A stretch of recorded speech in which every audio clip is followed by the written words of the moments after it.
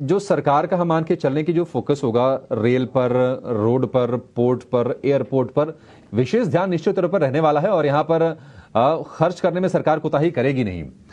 आपको क्या लग रहा है सर कि इस थीम को ध्यान में रखते हुए कोई एक शेयर जो अभी भी प्राइस के लिहाज से ठीक है और जहां पर ग्रोथ की संभावना ज्यादा है, वो कौन सा होगा?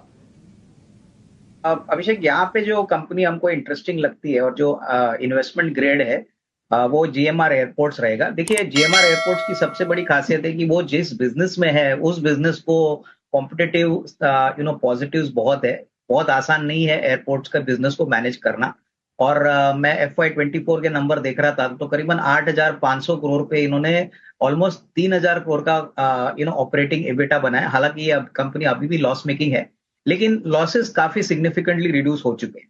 तो ये शेयर चौड़ा चल तो चुका है, लेकिन अगर किसी को इस थीम को प्ले करना है तो मेरे ख्याल से अगले साल का नजरिया कोई लेता है या थोड़ा सा लंबा निवेश करता है तो इसमें अच्छा पैसा बन सकता है, क्योंकि कॉम्पिटिटिव इंटेंसिटी कम है। प्लस जो एयरपोर्ट्स इनके पास है, हैदराबाद, उसके बाद दिल्ली और गोवा, यहाँ पे ट्रैफिक बहुत अच्छा है। इंटरनेशनली भी इनके पास काफी एयरपोर्ट्स है। प्लस ये अभी कर्जा कम करने की बात कर रहे हैं, क्योंकि अभी भी 35,000 करोड़ का कर्जा बैलेंस शीट पे है।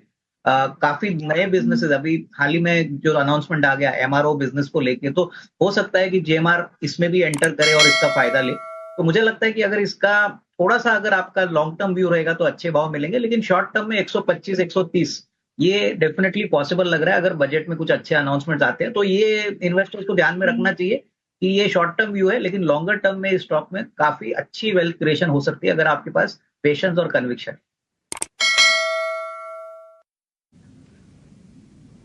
ठीक है, जीएमआर एयरपोर्ट साल भर में ये शेयर डबल से ज्यादा हुआ है। हालांकि अगर आप पिछले एक महीने से देखेंगे तो 100 रुपए के मुहाने पर जाकर ये खड़ा है, उसको पार भी किया था, लेकिन एक रेंज में घूम रहा है। 6 महीने समय दीजिए तो 30 रुपए का लक्ष्य आपके लिए अविनाश जी सुझा रहे हैं। अच्छा, ये कंपनी बड़े स्ट्रेटेजिकली अपने आप को ना थोड़ा सा डाइवर्सिफाई भी कर रही है।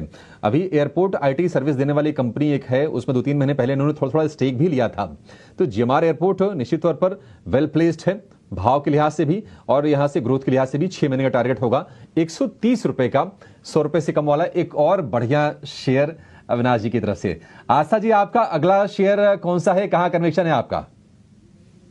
शेयर गेल है। गेल इंडिया को खरीदारी करने की सलाह रहेगी 265 से 270 के लक्ष्य के लिए। जिस तरह से हम सब जानते हैं, गवर्नमेंट ऑफ इंडिया की अंडरटेकिंग है, मेनली काम करती है प्रोसेस करने का और डिस्ट्रीब्यूट करने का लिक्विफाइड पेट्रोलियम और नेचुरल गैस। कंपनी को पीछे पसंद करने के पीछे के कारण है, सबसे पहले एक सिग्निफिकेंट वॉल्यूम इंप्रूवमेंट की उम्मीद की जा रही है।